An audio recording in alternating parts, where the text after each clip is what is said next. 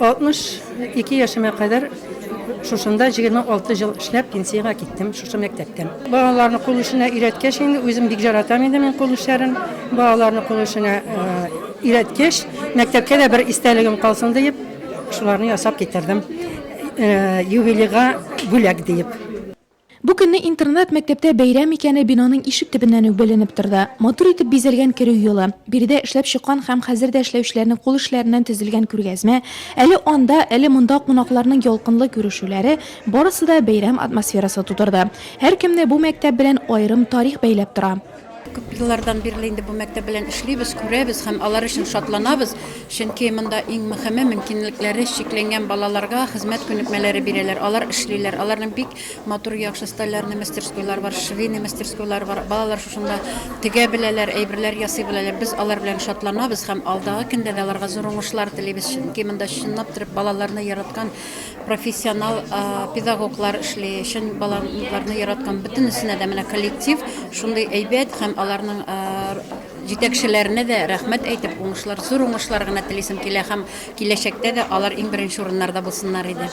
Бәйрәмнең тантаналы өлешендә интернат мәктәпнең тарихы барланды. Барысы да 1961 елда Лаиш балалар йортын бирегә күчерүдән башланып китә. Балалар йорты биредә озак тормаса да бина кала һәм үзенең бүгенге багланышы өчен хезмәт итә башлый. Сәламәтлекләре шикләнгән балаларга белем һәм тәрбия бирә. То, что я здесь увидел, да, я просто ахнул. Если раньше казанская школа, если раньше вы приезжали в Казань, что-то учились, да? Сейчас Казань далеко. Я от нас сюда казанцы нас сюда проводили. Очень казанцы и учатся, как можно вот все это сделать, вот так вот, ну это чудо просто.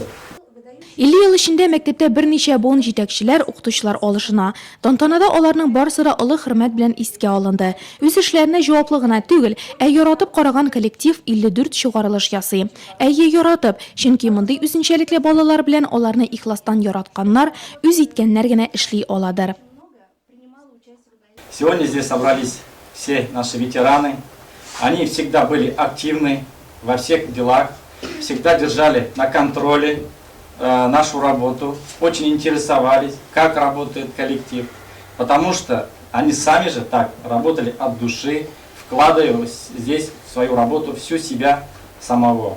Поэтому так и, видимо, получалось, что школа-интернат всегда развивался, всегда, как говорится, поднимался. И работали здесь люди только искренние, которые действительно любят детей.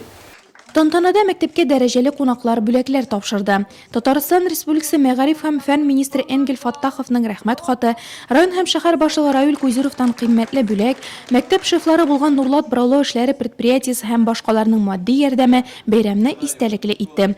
Биредә күп еллар эшләп чыккан ветераннар мәктәпнең бүгенге торышын күреп шатлыкларын яшерә алмады. Хәзер лаеклы ялда булсалар да, алар әле дә эшләгән елларын, укучыларын сагынып яши. Я проработала здесь 44 года. Мин монда 44 ел эшләдем. Икебезгә 80 еллап эш стажы җыеладыр инде. Мин 30 ел хезмәт укытучысы булдым. Элеккеге укучыларыбыз безне бик әйбәт каршы ала. Күпләрен мин танымасам да үзләре килеп күрешәләр һәм тормышны аңларга, хезмәткә өйрәткән өчен рәхмәт әйтәләр. Бәйрәм мул өстәләр артында җыр биюле концерт программасы белән дәвам иттерелде. Аннан һәркем дуслык, бердәмлек һәм тирән хөрмәт хисләре белән сугарылган истәлекләр алып китәр. 50 еллык юбилеен билгеләп үткән Нурлат коррекцион интернат мәктәбе аларның барысы эчендә уртак йорт бит.